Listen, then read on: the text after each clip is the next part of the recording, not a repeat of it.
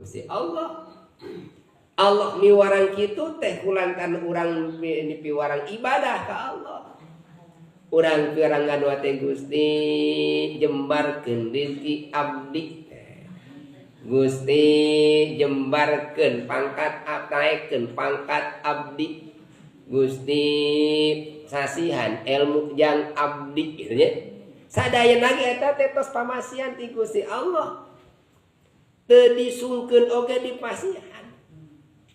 Eta teh pamasian ti Gusti Allah teh.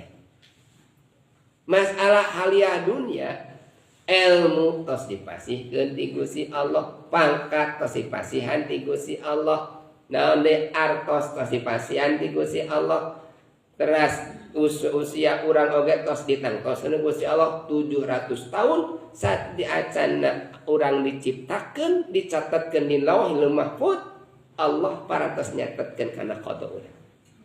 Urang teh pijadieun naon? Urang teh sabaraha rezekina? Urang teh di mana maut lahirna? Urang teh iraha mautna?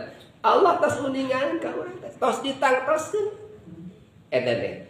Tapi kedah urang nyungkeun ka Gusti Allah urusan dunia kedah nyungkeun ka Gusti Allah teh. Naon eta teh? Bentuk doa ibadah. Sabab ngadua teh ibadah. Panjangkeun ibu ngadua haben dek ijabah teu dijebahkeun bae. Da doa teh ibadah. Kaharti teu kahartikeun bae. Da doa teh ijabah. Badak lamun teh mah ngadua niatna ibadah teu bosen.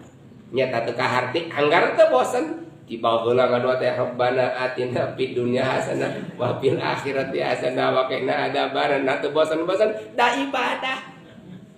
Ibadah mah teu kudu apal kana artina ibadah mah.